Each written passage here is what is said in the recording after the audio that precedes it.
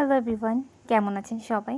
আজকে দেখাচ্ছি আমার ছাদ বাগানে প্রথম শসা, যেটা আজকে আমি দেখলাম অনেক দিন পর বাসায় আসার পরে দেখলাম যে প্রায় 2 থেকে 3টা শসা গাছে শসা হয়েছে। তো দেখে আসলে খুব ভালো লাগলো। আর কয়েকটা গাছে দেখে নষ্ট হয়ে গিয়েছে, কিন্তু যাক আলহামদুলিল্লাহ প্রথম শসা গাছের মধ্যে 3টা শসা পেয়েছি, এটাই অনেক বেশি। আর এখানে দেখলাম করলাও হচ্ছে, আর অনেকগুলো করলা এখনও ছোট হয়েছে, এখনও বড় হয়নি। আর এইদিকে ঢাকায় যেহেতু বৃষ্টি হয়েছিল, তাই অনেকগুলো এখানে পুঁইশাক পাতা হয়েছে। তো চিন্তা করলাম এই পুঁইশাক পাতাগুলো দিয়ে আজকে একটু রান্না করে খাবো। আমার কাছে গাছের পুঁইশাক কেনা পুঁইশাক থেকে অনেক বেশি ভালো লাগে।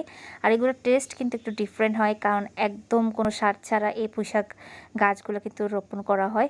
আর এখানে দেখলাম যে আমার একটা গোলাপ গাছের মধ্যে গোলাপও ঝুলছে। আর এখানে আমার অনেকগুলা মালবেরি গাছে দেখলাম যে মালবেরি হলো। আর এখানে প্রথম দেখলাম যে কালো মরিচ।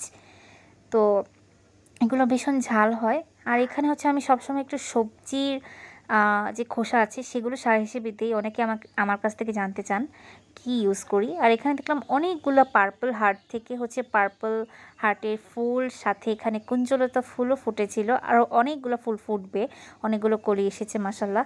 আর এখানে এই গাছটাতে কাটামুকুরি দেখলাম মানে সুন্দর সুন্দর ফুল ধরেছে, যেটা দেখে ভীষণ ভালো লাগছিল, এত সুন্দর সুন্দর ফুল দেখে।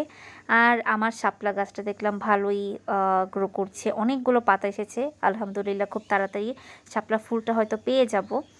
আর এখানে অনেক দিন পরে দেখলাম মাধবীলতা ফুলটা ফুটেছে। মাধবলতা বা কী বলে আমি আসলে ঠিক জানি না, আমার খুব পছন্দের একটা গাছ। আর এখানে একদম মরিচগুলো পেকে রয়ে গিয়েছিলো, যেহেতু অনেক দিন ঢাকার বাইরে ছিলাম, তাই গাছগুলো তো খেয়াল করিনি। তো আজকে এসে দেখলাম অনেকগুলো মরিচ হয়েছে। আর গাছের মরিচগুলো খেতে কিন্তু আমার অনেক বেশি ভালো লাগে, কারণ এগুলো টেস্টি হয়, একটু ডিফারেন্ট, খেতেও ভীষণ মজার হয়। ভাতের সাথে একটা একটা করে খেতে যেন সেই লাগে। আর এখানে আমি দেখলাম যে তাল বেগুন, গাছের তাল বেগুনটাও ধরেছিল। তো সব মিলিয়ে আজকের এই ভিডিওটা আশা করি ভালো লেগেছে আপনাদের।